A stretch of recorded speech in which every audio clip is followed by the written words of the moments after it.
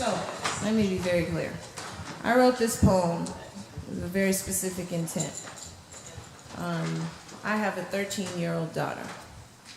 It is important to me that I throw every part of my experience and whatever wisdom I've gleaned from that, every part of my backbone toward her, to sustain her, to offer her language that lifts her up and keeps her up.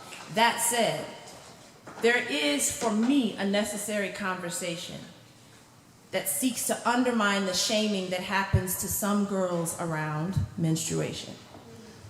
I had that experience of starting my period in 7th grade, boys, you know, finding out that I had started my period, and then, you know, it was some shit. Like, you know, I'd be in the class with the frantic, like, gotta go to the bathroom now, wave, and they'd be like, oh, you're in your period, aren't you? You know, that dumb shit.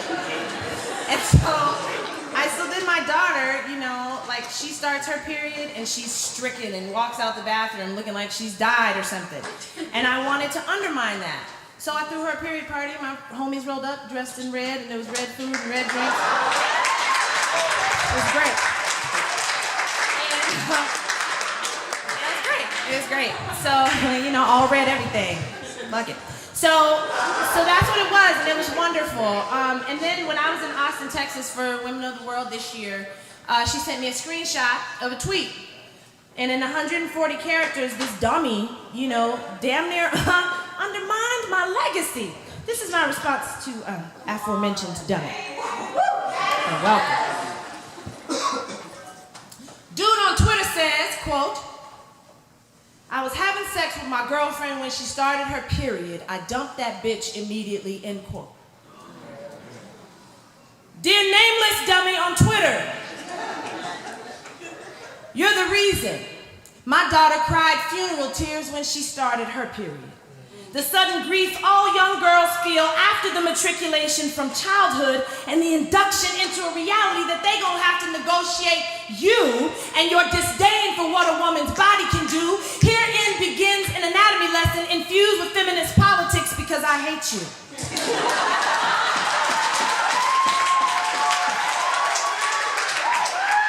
There is a thing called a uterus.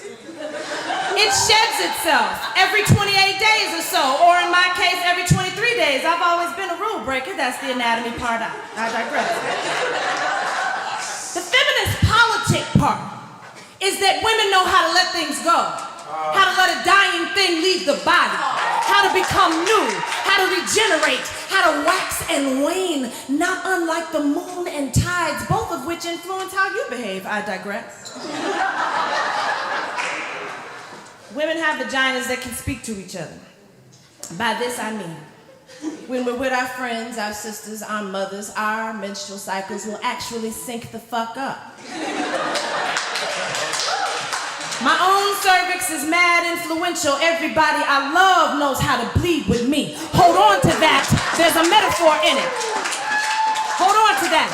But when your mother carried you, the ocean in her belly is what made you buoyant, made you possible. You had it under your tongue when you burst through her skin, wet and panting from the heat of her body, the body whose machinery you now mock on social media.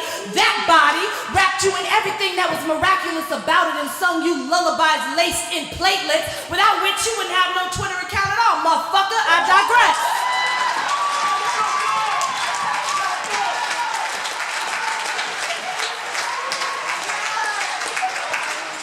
See, it's possible that we know the world better because of the blood that visits some of us. It interrupts our favorite white skirts and shows up at dinner parties unannounced. Blood will do that, period. It will come when you are not prepared for it. Blood does that, period. Blood is the biggest siren, and we understand that blood misbehaves. It does not wait for a hand signal or a welcome sign above the door. And when you deal in blood over and over again like we do, when it keeps returning to you, well, that makes you a warrior. And while all good generals know not to discuss battle plans with the enemy, let me say this to you, dummy on Twitter. If there's any balance in the universe at all, you're gonna be blessed with daughters. Blessed. Etymologically, blessed means to make bleed. See, now it's a lesson in linguistics. In other words, blood speaks. That's the message. Stay with me. See, your daughter's gonna teach you what all men must one day come to know, that women, made of moonlight, magic, and macabre, will make you know the blood. We gonna get it all over the sheets and car seats. We gonna do that. We gonna introduce you to our insides, period. And if you are as unprepared as we sometimes are, it'll get all over you and leave a forever stain. So to my daughter, should any fool mishandle the wild geography of your body, how it rides a red running current, like any good wolf or witch, well then just bleed, boo. Give that blood a biblical name. Something of stone and mortar. Name it after Eve's first rebellion in that garden. Name it after the last little girl to have her genitals mutilated in Kinshasa. That was this morning. Give it as many syllables as there are unreported rape cases. Name the blood something holy, something mighty, something unlanguageable, something in hieroglyphs, something that sounds like the end of the world. Name it for the roar between your legs and for the women who will not be nameless here. Just bleed anyhow. Spill your impossible scripture all over the good furniture. Bleed and bleed and bleed on everything he loved.